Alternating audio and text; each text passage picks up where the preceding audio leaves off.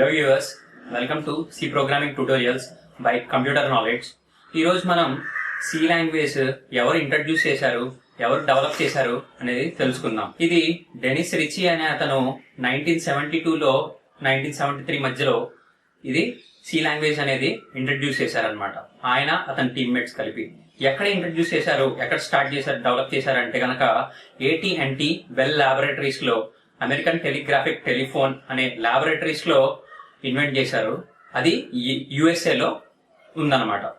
So ఈ C language కంటే ముందల ఇంకా ఏమైనా లాంగ్వేజ్ ఉన్నాయా అంటే ఉన్నాయి.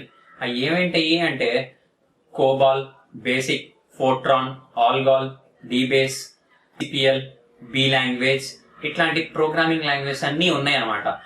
సో ఈ లాంగ్వేజ్ ని వదిలేసుకొని సి లాంగ్వేజ్ ని ఎందుకు స్టార్ట్ చేశారు అంటే దీంట్లో కొన్ని డ్రాబ్యాక్స్ ఉన్నాయన్నమాట. సో ఈ డ్రాబ్యాక్స్ ని ఓవర్కమ్ చేసి ఈ సి లాంగ్వేజ్ లో దానికి సంబంధించిన రీఇంప్లిమెంటేషన్ ని డెవలప్ చేసి దీంట్లో కొన్ని అడ్వాంటేజెస్ ని యాడ్ చేసి సి సాఫ్ట్వేర్ అనేది బిల్డ్ చేశారనమాట. సి అప్లికేషన్ అనేది ప్లాట్ఫామ్ డిపెండెంట్ ప్రోగ్రామింగ్ లాంగ్వేజా, ప్లాట్ఫామ్ ఇండిపెండెంట్ ప్రోగ్రామింగ్ లాంగ్వేజా? అసలు ప్లాట్ఫామ్ డిపెండెంట్ అంటే ఏంటి, ప్లాట్ఫామ్ ఇండిపెండెంట్ అంటే ఏంటో తెలుసుకుందాం. సో ప్లాట్ఫామ్ డిపెండెంట్ అంటే ఒక అప్లికేషన్ అనేది ఒక ఆపరేటింగ్ సిస్టమ్ మీద మాత్రమే, ఒకే సింగిల్ ఆపరేటింగ్ సిస్టమ్ మాత్రమే డిపెండ్ అయితే దాన్ని ప్లాట్ఫామ్ డిపెండెంట్ అంటాం. ఎక్కడైనా కానీ రన్ అయితే, ఎక్కడైనా కానీ ఎగ్జిక్యూషన్ అవుతుంటే కనుక అది ప్లాట్ఫామ్ ఇండిపెండెంట్ అంటాం అనమాట. సో ఎక్కడైనా రన్ అయితే దాన్ని ప్లాట్ఫామ్ ఇండిపెండెంట్ అంటాము. ఓన్లీ ఒక ఆపరేటింగ్ సిస్టమ్ మీద మాత్రమే ఆ సాఫ్ట్వేర్ అనేది రన్ అయ్యగలిగితే కనుక దాన్ని ప్లాట్ఫామ్ డిపెండెంట్ ప్రోగ్రామింగ్ లాంగ్వేజ్ అంటాం అనమాట. సో సి సాఫ్ట్వేర్ అనేది ప్లాట్ఫామ్ డిపెండెంట్ లాంగ్వేజ్. ఎందుకు ప్లాట్ఫామ్ డిపెండెంట్ లాంగ్వేజ్ అంటే కనుక దీంట్లో కొన్ని అడ్వాంటేజెస్ ఉన్నాయి, కొన్ని డిసడ్వాంటేజెస్ కూడా ఉంటాయి. సో ఒకే ప్లాట్ఫామ్ మీద డిపెండ్ అయింది కాబట్టి అది కొంచెం డిసడ్వాంటేజ్ గానే చెప్పుకోవచ్చు. సో కాకపోతే కొన్ని అప్లికేషన్ సాఫ్ట్వేర్ ని డెవలప్ చేస్తుంది కాబట్టి అదొక అడ్వాంటేజ్ చెప్పుకోవచ్చు అనమాట. సరే, ఎందుకని ప్లాట్ఫామ్ డిపెండెంట్ లాంగ్వేజ్ అంటున్నాము సి సాఫ్ట్వేర్ అనేది? సో ఒక ఎగ్జాంపుల్ తీసుకుందాం. ఇక్కడ చాలా రకాల ఆపరేటింగ్ సిస్టమ్స్ ఉన్నాయి. ఏమేంటాయి అంటే విండోస్ ఉంటుంది, నెక్స్ట్ మ్యాక్ ఉంది, Unix, Linux, red hat Linux, ఇట్లాంటి ఉబంటు, ఇట్లాంటి అన్ని చాలా ఆపరేటింగ్ సిస్టమ్స్ అనేవి మనకి మార్కెట్ లో ఉంటున్నాయి, అవైలబుల్ గా ఉన్నాయి. సో ఒక్కొక్కళ్ళు ఎవరి ఇంట్రెస్ట్ ని బట్టి వాళ్ళ ఆపరేటింగ్ సిస్టమ్స్ ని యూజ్ చేసుకుంటా ఉంటారు. So Windows operating systems use చేసుకుంటున్నాం అనుకోండి, సో గూగుల్లోకి వెళ్ళి ఇప్పుడు సి సాఫ్ట్వేర్ ని ఇన్స్టాల్ చేసుకోవాలి. సో గూగుల్లోకి వెళ్ళి సి సాఫ్ట్వేర్ ఇన్స్టాలేషన్ అని కొట్టామంటే ఫర్ విండోసా, ఫర్ ఉబంటువా, ఫర్ మ్యాకా, ఇట్లా చాలా రకాల అడుగుతుంది అనమాట. సో ఏ ఆపరేటింగ్ సిస్టమ్ అయితే దాన్ని బట్టి మనం సి సాఫ్ట్వేర్ అనేది ఇన్స్టాల్ చేసుకోవాలన్నమాట. డౌన్లోడ్ చేసుకొని ఇన్స్టాల్ చేసుకోవాలి. సో ఎందుకు డౌన్లోడ్ చేసుకోవాలి, ఇన్స్టాల్ చేసుకోవాలంటే ఈ అప్లికేషన్స్ అనేవి స్టాండ్ అలోన్ అప్లికేషన్స్ కాబట్టి మనం డౌన్లోడ్ చేసుకొని ఇన్స్టాల్ చేసుకొని యూజ్ చేసుకుంటాం అనమాట. ఓకే, సరే, ఇప్పుడు విండోస్ ఆపరేటింగ్ సిస్టమే తీసుకున్నాం. ఆపరేటింగ్ సిస్టమ్ లో సాఫ్ట్వేర్ అనేది ఇన్స్టాల్ చేసాం, సి సాఫ్ట్వేర్ అనేది డౌన్లోడ్ చేసి ఇన్స్టాల్ చేసుకున్నాం.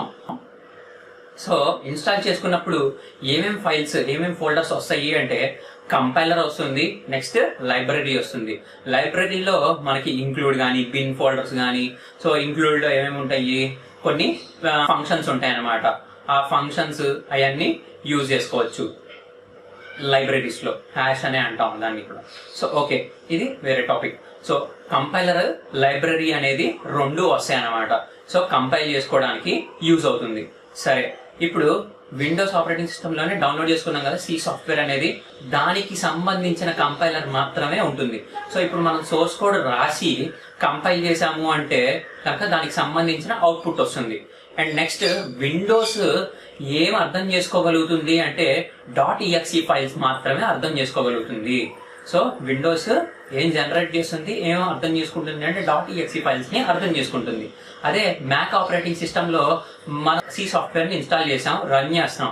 సో ఏదైనా అది ఏం అర్థం చేసుకుంటుంది అంటే .dmg ఫైల్స్ ని అర్థం చేసుకుంటుంది.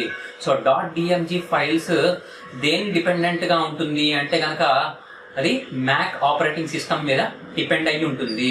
అదే .exe ఫైల్స్ దేని మీద డిపెండ్ అయ్యి ఉంటాయి అంటే కనుక విండోస్ ఆపరేటింగ్ సిస్టమ్స్ మీద మాత్రమే డిపెండ్ అయి ఉంటుంది. సో అలాగా ఇది dependent programming language, dependent operating system అని అంటున్నాం అనమాట. సో ఇప్పుడు ఇంకొక ఎగ్జాంపుల్ తీసుకుంటే కనుక మీకు క్లారిటీగా అర్థమవుతుంది. ఇప్పుడు ఒక ప్రోగ్రామ్ అనేది రాస్తున్నాం, అంటే ఒక సోర్స్ కోడ్ అనేది రాస్తున్నాం అనమాట. ఆ సోర్స్ కోడ్ అంటే నథింగ్ బట్ ప్రోగ్రామ్ అనమాట. ఒక ప్రోగ్రామ్, స్మాల్ అప్లికేషన్ ఏదైనా రాస్తున్నాము. అది ఎక్కడ రాస్తున్నాం అంటే విండోస్ ఆపరేటింగ్ సిస్టమ్ లో రాస్తున్నాం. ఆ విండోస్ ఆపరేటింగ్ సిస్టమ్ లో ఎలా రాస్తున్నాం, సి సాఫ్ట్వేర్ ని ఇన్స్టాల్ చేసుకుంటాం కదా, దానికి సంబంధించిన కంపైలర్, అంటే విండోస్ కి సంబంధించిన కంపైలర్ కాబట్టి దాంట్లో మనం రాస్తాం. సో జనరేట్ చేసాం, అవుట్పుట్ లో ఎగ్జిక్యూట్ అయింది. సో అది దేన్ని అర్థం చేసుకుంటుంది, దేన్ని డిపెండెంట్ అవుతుంది అంటే కనుక అది విండోస్ మీద డిపెండ్ అవుతుంది.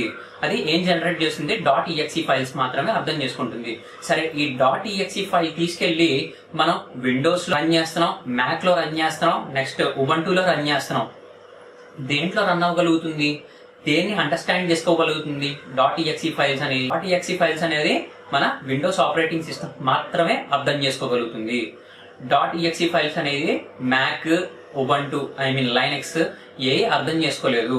సో అలాగా మనకి ఈ .exe ఫైల్స్ అనేది ప్లాట్ఫామ్ డిపెండెంట్. అంటే సో అలాగనే ఇప్పుడు మ్యాక్ ఆపరేటింగ్ సిస్టమ్ లో మనం ఇన్స్టాల్ చేసుకున్నాం సాఫ్ట్వేర్ అనేది, సోర్స్ కోడ్ రాసి రన్ చేసాం, .dmg ఫైల్స్ జనరేట్ చేస్తుంది.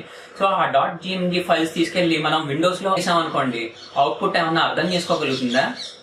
అర్థం చేసుకోలేదు. ఎందుకు అంటే కనుక .dmg ఫైల్స్ రిసీవ్ చేసుకోవాలి, విండోస్ ఆపరేటింగ్ సిస్టమ్ అర్థం చేసుకోలేదు కాబట్టి. సో ఇది ప్లాట్ఫామ్ డిపెండెంట్ ప్రోగ్రామింగ్ లాంగ్వేజ్ అంటాం. సరే, ప్లాట్ఫామ్ ఇండిపెండెంట్ ప్రోగ్రామింగ్ లాంగ్వేజ్ కి ఒక ఎగ్జాంపుల్ చెప్పండి అంటే Java. Java is an platform independent programming language. So Java అనేది ఎక్కడ రన్ చేసినా .class ఫైల్స్ అనేవి జనరేట్ అవుతాయి అనమాట. ఆ ఎవరికి అర్థం కాదు. సో ఇక్కడ కూడా .class ఫైల్స్ లో ఏమీ అర్థం కాదనమాట. సో ఆ .class ఫైల్ తీసుకెళ్లి ఏ ప్లాట్ఫామ్ లో అయినా, విండోస్ లో అయినా వేయండి, లేకపోతే లైనక్స్ లో అయినా వేయండి, మ్యాక్ లో అయినా కూడా ఎగ్జిక్యూట్ చేయండి. సో ఎక్కడైనా కానీ ఆ .class ఫైల్ నుంచి మనకి అవుట్పుట్ జనరేట్ అవుతుంది అనమాట. So Java is an platform independent programming language and C language is an platform dependent programming language.